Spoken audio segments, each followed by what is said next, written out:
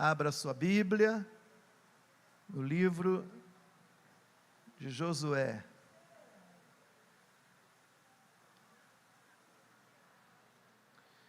Capítulo 1.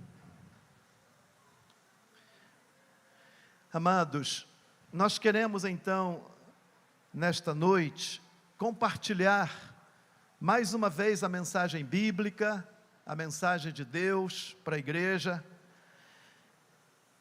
No verso 9 do capítulo 1, verso 9 do capítulo 1 de Josué. Acharam? Então diz assim a Bíblia: não te mandei eu, esforça-te e tem bom ânimo, não temas, nem te espantes, porque o Senhor teu Deus é contigo, por onde quer que andares. Vamos orar? Nós lemos, meu Deus, a tua palavra. Agora, Senhor, nós queremos explicar a tua palavra, comentar a tua palavra. O Senhor nos ajudes na explicação, na aplicação da tua palavra nesta noite. Deus, o Senhor conhece cada vida que está aqui neste lugar. Aqueles também que ouvirão esta palavra pelas redes sociais da igreja. Deus, então, que a tua palavra vá ao encontro de cada um nesta noite e possa trabalhar teus planos, teus propósitos em cada vida que a ouvirão. Ó Deus, tu és o Deus que é soberano sobre todas as coisas. E venha então nos capacitar para poder falar da tua parte como devemos, não, ó Deus, com nossa capacitação própria, mas pela unção do teu Espírito Santo que está em nós, e por meio de nosso Senhor Jesus, o nosso glorioso Salvador e Redentor. Então, eu te oro, Pai Santo, desta forma, no nome do Senhor Jesus, amém, amém. Irmãos, o livro de Josué, segundo grande parte de estudiosos, é de autoria anônima, sendo que alguns entendem que foi o próprio Josué quem escreveu, embora os últimos 5 versículos, escrito certamente por um cooperador. E para a gente entender essa palavra aqui que eu li para vocês, do versículo 9, não te mandei eu, esforça-te e tem bom ânimo, não temas nem te espantes, porque o Senhor teu Deus é contigo, por onde quer que andares. Nós precisamos recordar um pouquinho o cenário histórico daquele momento. E o cenário histórico daquele momento, o povo de Israel tinha chorado a morte de Moisés por 30 dias. E após então esse luto, Deus então passa o comando da nação de Israel para Josué. Josué foi o sucessor de Moisés na tarefa de conduzir o povo de Deus, e agora com uma missão muito grande, entrar na terra prometida. E é interessante que nesse mesmo cenário histórico, Israel passou 40 anos, estava ainda ali, já na Transjordânia, pronto para entrar na terra prometida, e eles passaram 40 anos no deserto, devido à desobediência, devido à incredulidade. E naqueles 40 anos, Deus provou esse povo, para ver o que havia dentro do coração deles, preparando eles então, para entrar na terra prometida. Porque, meus irmãos, a entrada desse povo era aproximadamente quase 3 milhões de pessoas, entre mulheres e crianças. Seria um grande desafio para esse povo, porque na terra prometida, havia povos que conheciam a região, a geografia, povos acostumados com todos os perigos daquela região. E além do mais, eram cidades bem fortificadas, povos habituados à guerra. Israel, então, tinha essa missão de entrar ali e despojar aqueles povos ali.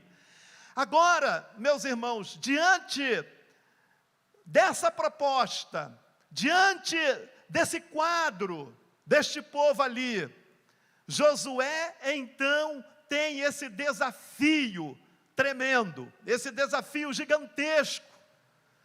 E nós vamos observar nesse capítulo 1 que nós lemos para vocês, no contexto, você vai observar como que Deus encoraja Josué.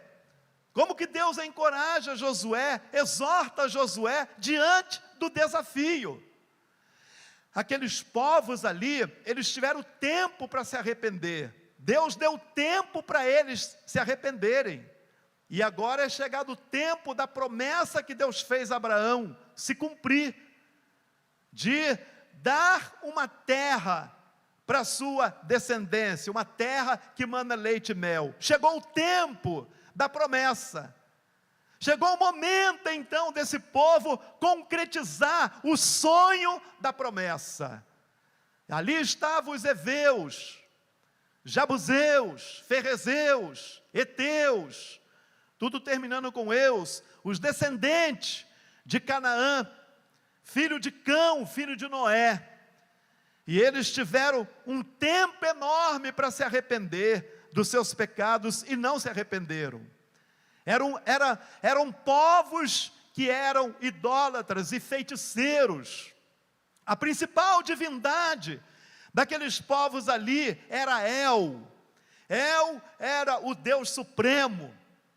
E tinha Baal, que era filho de El, e a sua irmã Anate. E tinha também a Sera e Astarote, que eram esposas de Baal. Além disso, tinha Moloque e Micon, que eram os deuses da orgia. E aí você faz uma análise sobre essa questão, quantos deuses que esses povos tinham. E a Bíblia vai falar que esses deuses não eram deuses verdadeiros, eram demônios, espíritos malignos, porque quem cultua o ídolo, a Bíblia diz que cultua ao demônio. Eles não deram glória a Deus.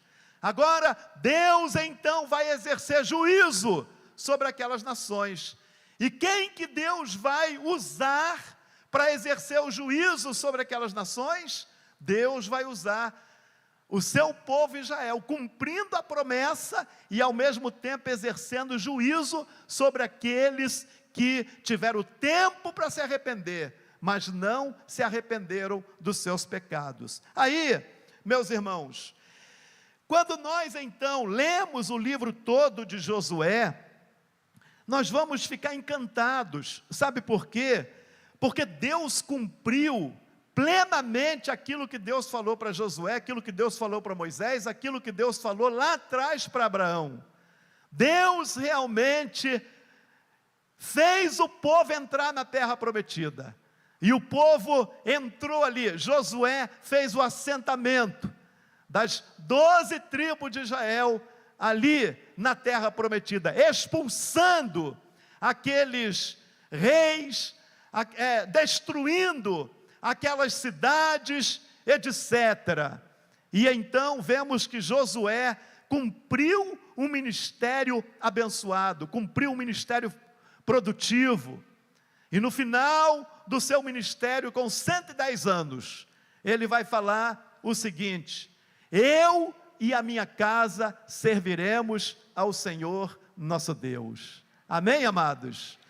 Diante então desse cenário, e nesse chamado de Josué, eu dei o tema dessa mensagem então, atendendo ao chamado divino, nós vemos que Josué atendeu esse chamado divino. E aí nós vamos observar que dentro dessa visibilidade, a igreja de Deus tem um chamado divino. A igreja de Deus, ela está aqui na terra, você está aqui na terra, porque você tem um chamado divino. Você está aqui ainda, você não foi para o céu ainda, porque Deus tem um chamado na tua vida. Deus tem um plano na tua vida, por isso que você não foi para o céu ainda. Você não está aqui por acaso, você não está aqui na terra somente por estar, mas há um plano de Deus específico para você.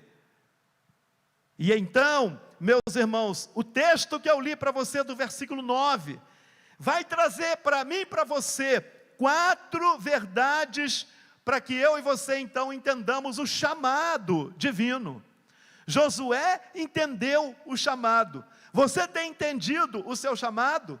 Você tem se colocado nas mãos de Deus para esse chamado?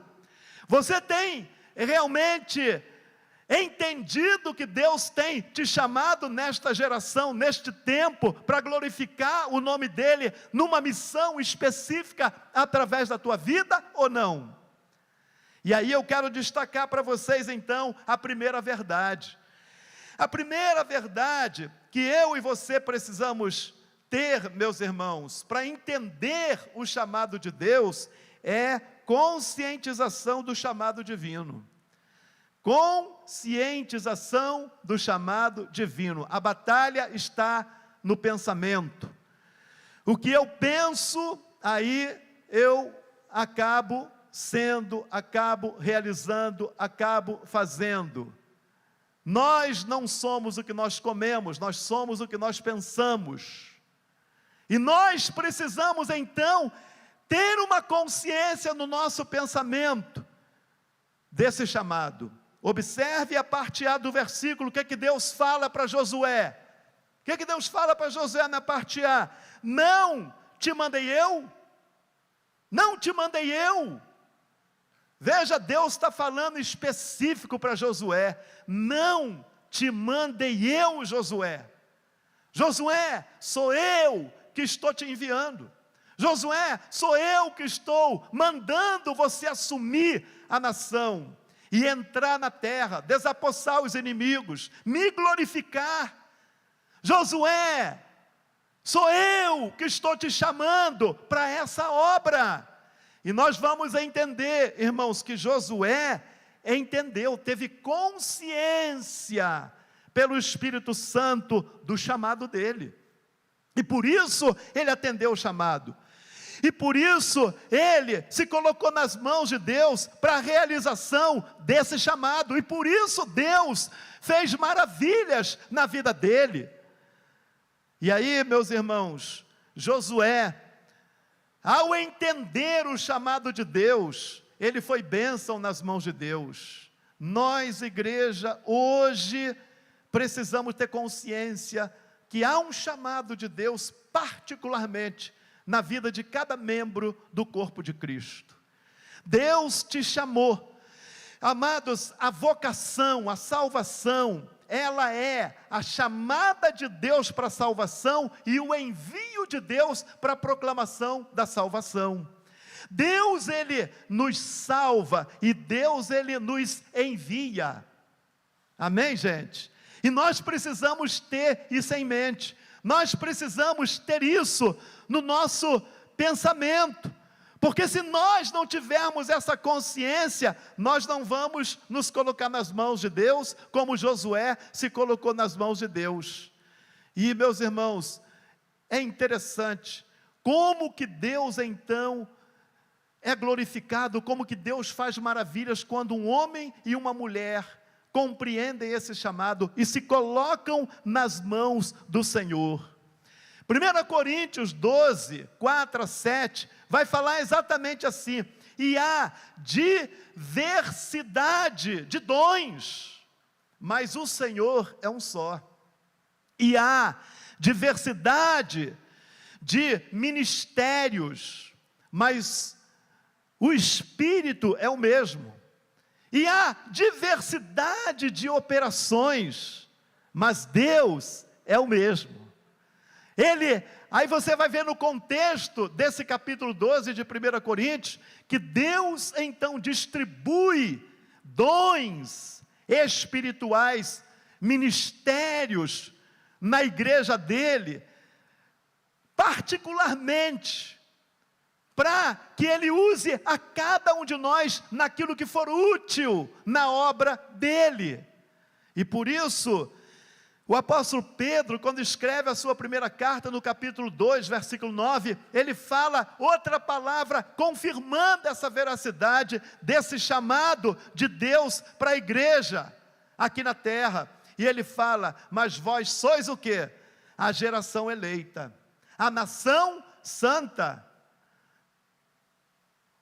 a nação santa, o sacerdócio real, povo adquirido, para que anuncieis as virtudes daquele que vos chamou das trevas para a sua maravilhosa luz. Vós que não ereis povo, agora sois povo de Deus. Vós que não tinhais alcançado misericórdia, agora alcançaste misericórdia.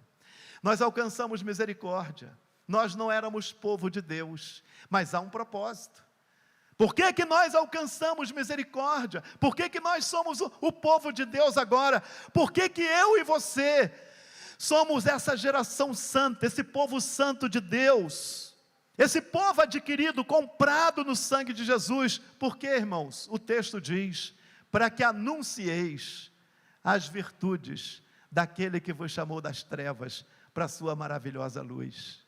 Então, irmãos, é muito claro, o chamado de Deus, para a igreja de Deus, assim como Ele chamou Josué no passado, chamou o povo dele no passado, hoje Ele chama a mim e a você, para anunciar as virtudes dEle, para anunciar a salvação em Cristo Jesus. Nós somos agentes do reino de Deus na terra, e por isso nós temos falado à igreja, nós precisamos entender esse chamado, ter consciência desse chamado, para que sejamos relevantes nas esferas da sociedade, relevantes na política, na educação, na economia, na família, na igreja, na mídia, nas artes, e fazermos a diferença nessa sociedade corrupta, resplandecendo a glória de Deus na nossa vida.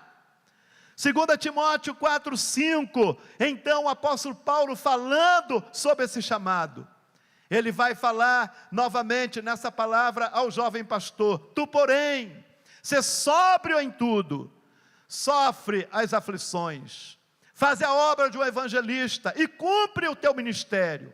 Deus está falando, como falou através da boca do apóstolo Paulo para o jovem pastor Timóteo: faz a obra de um evangelista, cumpre o teu ministério, sofre as aflições, você sobra em tudo. Está falando para você essa palavra, fala para mim essa palavra todos os dias.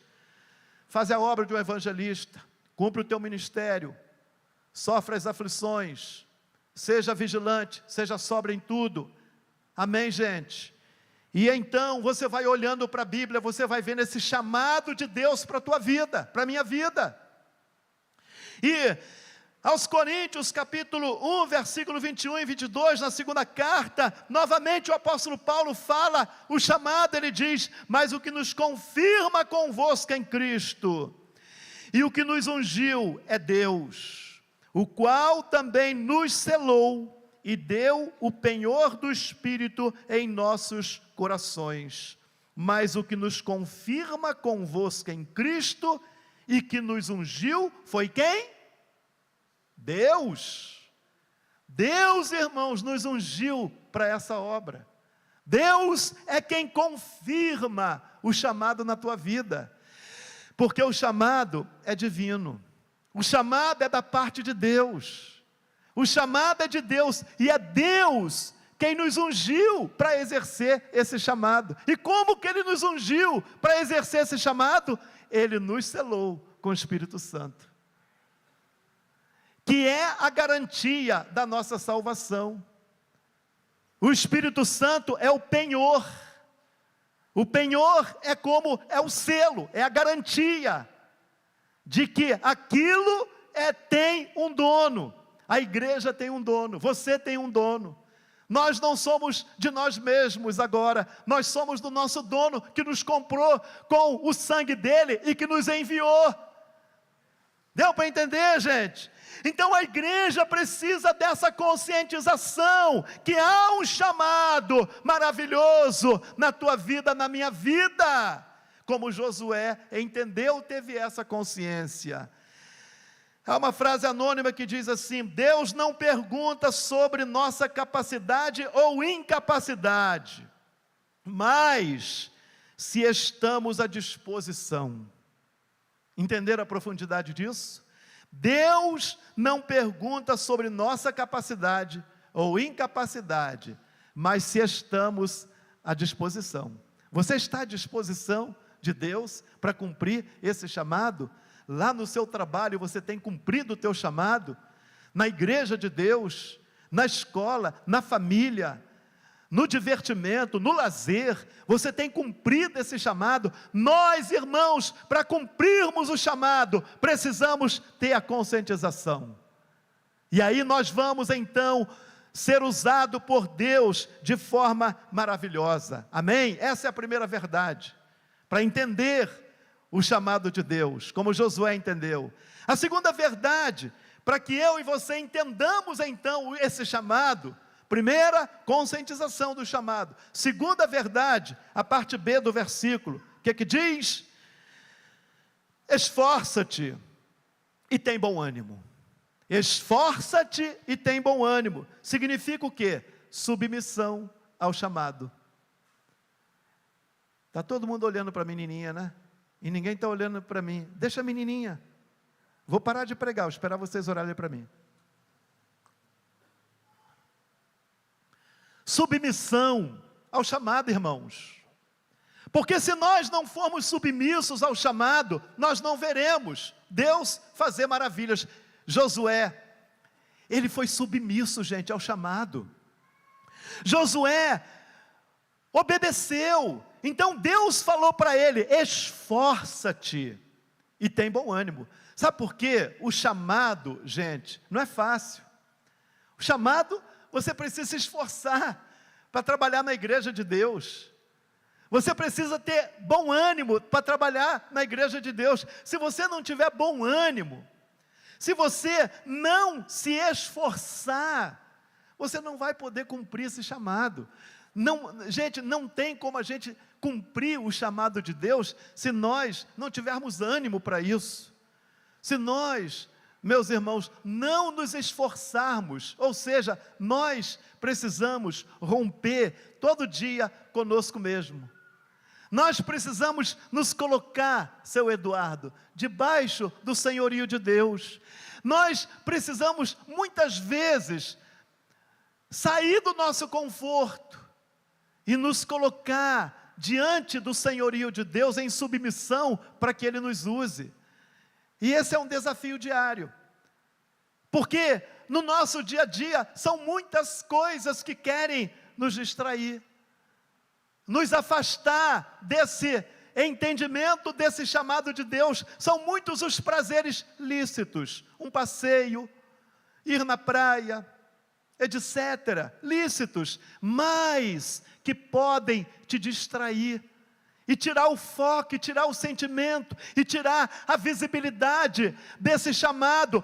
Então é preciso que eu e você entendamos que há regras para esse chamado. Se você não cumpre as regras de Deus para esse chamado, você não pode realizar ele. Tem regras. Aliás, em tudo na vida tem regras. Ou não? Tudo na vida. No seu trabalho tem as regras. Na sua escola tem as regras. No esporte tem as regras. Na família tem as regras. Deus não é Deus de confusão. O apóstolo Paulo fala que Deus é Deus de ordem e decência. Entenderam? Então o chamado de Deus requer submissão, e essa submissão nos leva a cumprir então as regras para a gente ter bom êxito nesse chamado. E aí eu destaco aqui em primeiro lugar que as regras desse chamado que nos leva para a gente cumprir ele, a submissão, vai requerer santificação. Para a gente cumprir esse chamado, ser submisso a esse chamado, nós precisamos nos santificar. Amém, gente? O que é que diz? Capítulo 3, versículo 5.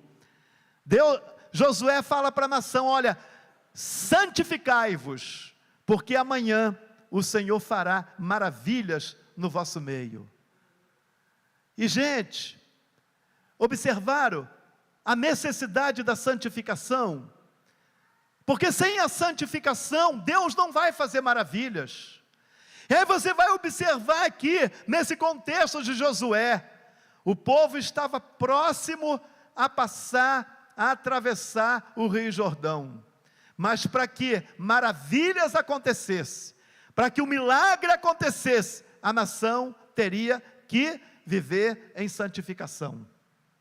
Seguir a paz e a santificação, sem a qual ninguém verá o Senhor. E santificar-se, meus irmãos, uma das melhores definições na teologia que eu vi para santificação, é o ato contínuo de eu e você, diariamente, não entristecer o Espírito Santo.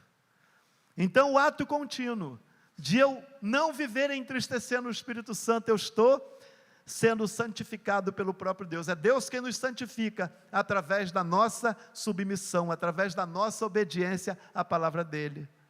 Amém, amados? Gente, então, é preciso uma vida santa. Vivemos no mundo, mas não somos corrompidos pelo mundo. Vivemos no mundo, mas brilhamos a glória de Deus, resplandecemos a glória de Deus na nossa vida. Vivemos no mundo corrupto, mas não manchamos as nossas vestes com a impureza, com a imoralidade, com a desobediência, com a corrupção, com a desonestidade, com vícios pecaminosos. Amados, a palavra de Deus, ela vai nos orientar da necessidade de eu e você vivermos nessa santificação. Segundo lugar, o chamado requer prontidão. Dentro dessa submissão aí, desse se esforçar e ter bom ânimo, você e eu precisamos então de prontidão. Você está pronto? Está pronto ou não?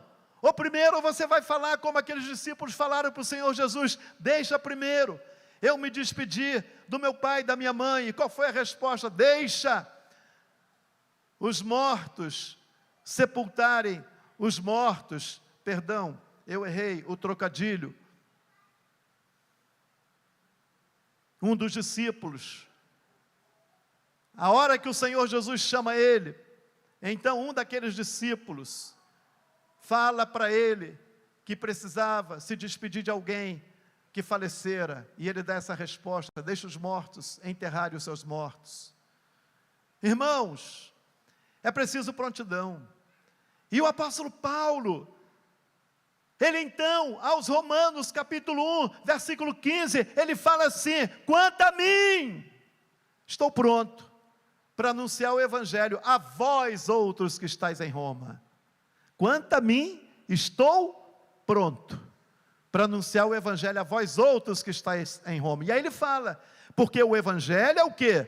O poder de Deus para a salvação de todo o que crê. Primeiro do judeu, depois do grego, porque no evangelho se revela a justiça de Deus, como está escrito: o meu justo viverá pela fé. Então, meus irmãos, o chamado de Deus requer que você esteja pronto, desapegado, desembaraçado das coisas deste mundo, e é o que diz 2 Timóteo 2,4, o bom soldado de Cristo não se embaraça com os negócios desta vida, mas procura fazer a vontade daquele que o alistou para a guerra. Você, nesse chamado, foi alistado. O chamado é uma guerra, o chamado é uma batalha, o chamado é uma luta intensa, e requer então prontidão, e requer então santificação, e requer então obediência. Mas o chamado também requer vida de intercessão e conhecimento bíblico. Atos 6:4, os apóstolos então falam para os demais discípulos: quanto a nós, nos dedicaremos, perseveraremos na oração e na palavra. Gente, para sermos submissos e entendermos esse chamado, nós precisamos nos santificar, estar pronto e ter vida de oração com Deus, ter vida de conhecimento bíblico. Precisamos estudar a Bíblia, precisamos ter o nosso quarto secreto com Deus diariamente, precisamos desenvolver conhecimento de Deus pela oração, pelo estudo da palavra de Deus. E tem uma frase anônima que diz assim: cristianismo é obediência. Fale para o teu irmão. Cristianismo é obediência. Então, meus irmãos, a obra de Deus, ela não pode ser feita de qualquer jeito, amém? Terceira verdade, caminhando para o final.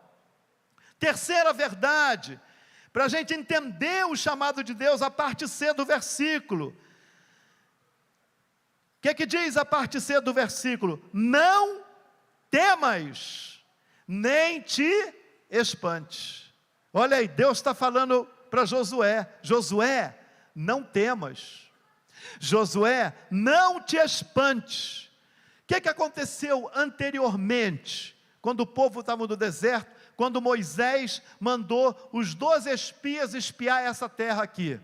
O que aconteceu?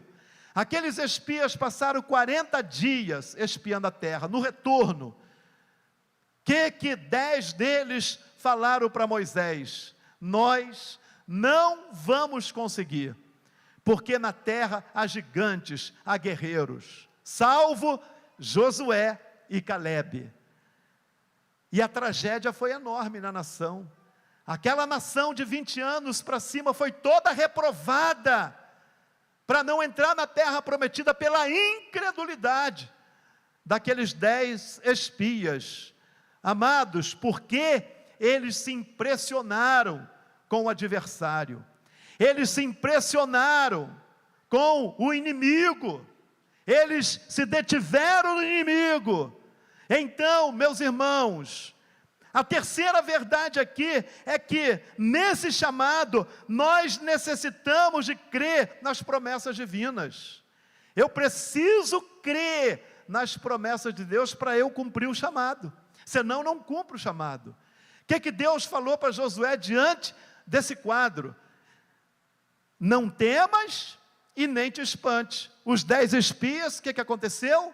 Temeram, se espantaram, foram reprovados. A maldição veio para grande parte daquele povo. Só não foram eliminados por causa da promessa de Deus. Gente, quantos hoje têm o mesmo comportamento? São incrédulos. Eu já tive experiência no meu trabalho pastoral aqui na igreja, que ao passar responsabilidade para determinado trabalho na igreja, percebi que aqueles que receberam aquelas determinações ficaram receosos em enfrentarem batalha espiritual, retaliação espiritual. Se você tem esse entendimento, você está precisando crer nas promessas de Deus, crer no Deus que promete e que cumpre. Josué, irmãos, ele então creu nesse Deus maravilhoso, ele não temeu, ele não se espantou, porque ele creu na promessa de Deus, ele sabia do Deus que ele estava crendo. O apóstolo Paulo fala uma palavra muito parecida com essa: porque eu bem sei em quem tenho crido, é poderoso para guardar meu depósito até aquele grande dia. Você já parou para pensar, quem é o Deus que você crê? que você entende o Deus que você crê? Um nada, um ser muito distante. Como que você crê isso? Crê. Qual é o seu entendimento desse Deus? Isso é fundamental, irmãos, para você não se impressionar nos momentos de batalha, de impossibilidade, porque essa obra, esse chamado, requer batalha, requer luta. Amém, gente? E então nós precisamos olhar para Josué e para a palavra de Deus para Josué: não temas e não te espantes. Veja o contexto desse versículo, verso 5: ninguém te poderá resistir todos os dias da tua vida, como fui com Moisés, assim serei contigo. Não te deixarei, nem te desampararei. Verso 6: esforça-te, tem bom ânimo, porque tu farás este povo herdar a terra que jurei a seus pais, lhes daria. Ele creu na promessa. Você tem crido na promessa?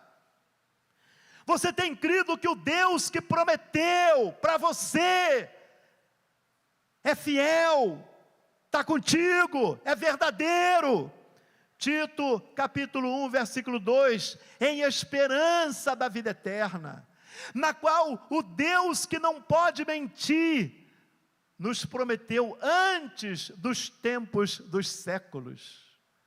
Deus prometeu a vida eterna antes de haver século, antes de haver mundo, na eternidade. Ele dá essa revelação para o apóstolo Paulo. A vida eterna é garantia, está garantida, meus irmãos. E Deus que prometeu, Ele é imutável, Ele não mente. Mas agora eu preciso crer nisso.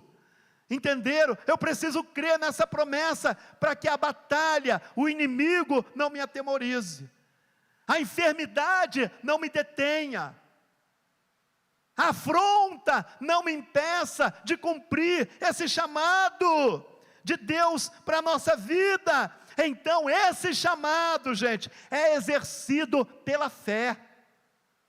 Entenderam? Josué creu. Hebreus 11 vai falar sobre a galeria dos heróis da fé, e você vai ver que coisa maravilhosa. E aí ele cita os homens e mulheres de Deus que venceram todos pela fé. Aleluia! E o verso 6, ele vai falar: sem fé é impossível agradar a Deus, mas aquele que se aproxima dele deve crer que ele existe e que ele é galardoador daqueles que o buscam. Você crê nesse Deus? Amém, gente? Hebreus 10, 38 já vai colocar na balança e fala assim: se o meu justo recuar, a minha alma, Deus falando, não tem prazer nele. E aí Hebreus 39 vai falar: mais um pouquinho, e o que há de vir, virá, falando sobre a volta de Jesus. Nós, porém, não somos daqueles que desistimos para a perdição, mas nós somos daqueles que cremos na conservação da alma. Amém, gente? É tempo, como foi pregado aqui, de você se levantar para fazer a obra de Deus, para entender o chamado, para cumprir o chamado, para romper. É tempo de você não se espantar diante da impossibilidade, diante da luta. 1 Pedro capítulo 1, versículos 6 e 7, diz exatamente assim: ainda que estejais contristados, por passardes por várias provações, sabendo que a prova da vossa fé, que é mais preciosa do que o ouro que é provado pelo fogo e perece, redunde para a honra, para a glória, para o louvor, na aparição de nosso Senhor Jesus. Então, nessa missão, nesse chamado, você e eu às vezes ficamos tristes, por causa das lutas, mas essa fé, ela está sendo provada. Essa fé é mais preciosa do que o ouro, que é provado perece no fogo. Essa fé, ela está sendo provada. Deus, irmãos, Ele nos lapida de todas as formas, porque Ele está aperfeiçoando o nosso caráter cristão para a missão dEle, porque na vinda de Jesus, essa fé, ela está redundando, ela está firme, glorificando, honrando, exaltando esse Deus maravilhoso, aleluia.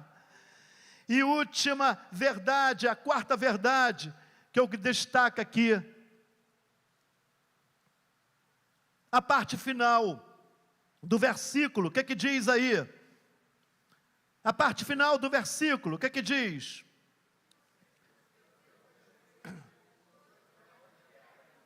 Isso, gente, porque o Senhor teu Deus é contigo, por onde quer que andares. Nesse chamado, irmãos, o Senhor teu Deus é contigo. Por onde você andar, onde você for cumprindo esse chamado, Deus é contigo, Deus está contigo. Deus cumpriu isso, Josué experimentou isso. Josué viu o cuidado de Deus na sua vida, gente. E aí, nós precisamos, meus irmãos, entender, Josué teve oposição terrível, que luta que Josué teve. Mas é um dos livros que você vê os milagres maravilhosos. Você vê o Rio Jordão se abrindo. Você vê, meus irmãos, você vê as muralhas de Jericó sendo derrubada pelo poder de Deus. Na batalha em favor dos gibeonitas, Deus faz o sol e a lua parar por um dia, até que Israel vença os adversários. E na verdade, a gente sabe hoje pela ciência que não é o sol e a lua que giram, mas é a terra que gira no eixo da sua rotação. Deus fez parar o eixo da rotação da terra, para atender uma oração do homem de Deus, que estava na batalha. Imagina, esse é o Deus que nós servimos, gente. Esse Deus que fez todas as coisas, do nada, pela palavra do poder dEle. Então, nesse chamado, gente, você tem oposição, você tem batalha, você tem um adversário. Efésios 6,12, o que fala? A nossa luta não é contra carne e sangue. Aí ele dá descrição de quatro adversários que a igreja enfrenta na oposição maligna. Primeiro, principados. Segundo, potestades. Terceiro, príncipe das trevas. Quarto, hostes espirituais da maldade nas regiões celestiais.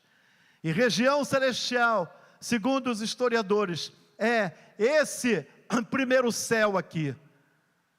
Então, há hostes espirituais da maldade se opondo a mim e a você no trabalho de Deus. Há príncipe das trevas se opondo à sua vida. Há potestades, governos malignos se opondo na sua vida. Há príncipes, governadores das trevas que se opõem à minha vida e à tua vida. E tem um presidente, Satanás, nesse reino das trevas, que comanda essa hierarquia contra a igreja, que se opõe à igreja. Muita gente hoje se detém muito na batalha do eu. Sim, nós temos uma batalha contra nós mesmos, mas nós temos uma batalha ferrenha no mundo espiritual. E essa batalha, o reflexo desse reino das trevas, gente, está aí. E as pessoas não percebem isso. Olha o reflexo do reino das trevas. O mundo jaz no maligno. Os bares cheios, a prostituição, a corrupção nos governos, a injustiça social, é o reino do diabo, gente. E muita gente não se apercebe, Por isso que a igreja tem que ser relevante, brilhar, tem que cumprir o chamado dela.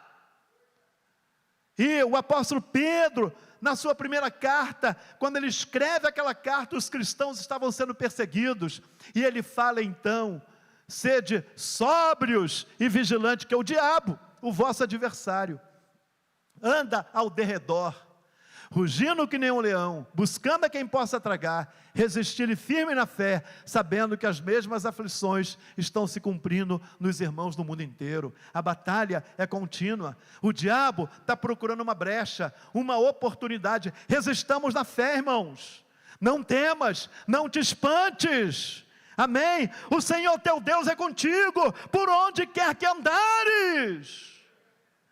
Salmo 91, 15 e 16, Ele me invocará, e eu lhe responderei, estarei com ele na angústia, livrá-lo-ei e o glorificarei, e lhe mostrarei minha salvação, e lhe darei longuras de dias. É a promessa de Deus para mim e para você. Ele está conosco na angústia, Ele nos ouve, Ele sabe da luta, Ele conhece a luta, Ele sabe da aflição que eu e você em alguns momentos passamos. Ele sabe quando nós, no chamado, estamos atravessando, meus irmãos, pelo fogo, pelas muitas águas, mas essas muitas águas, na linguagem do profeta Isaías, elas não vão nos submergir, e nem o fogo vai nos queimar, porque o nosso Deus, Ele está cuidando de nós. O nosso Deus é fiel, a palavra dEle é fiel, gente. Salmo 125, os que confiam no Senhor, são como o monte de Sião, que não se abala, mas permanece para sempre. Assim como os montes estão ao redor de Jerusalém, assim está o Senhor ao redor do seu povo. E finalizando, William Carey, o grande missionário inglês, ele disse: um com Deus é maioria. Amém? Você tem entendido o chamado divino? Em Josué vemos, primeiro, o chamado é da parte de Deus para a sua vida. Em segundo lugar, precisamos então nos submeter a esse chamado. Terceiro lugar, precisamos crer então nas promessas de Deus para cumprir esse chamado. Quarto lugar, no cumprimento do chamado, Deus nos guarda de todo o mal. Amém?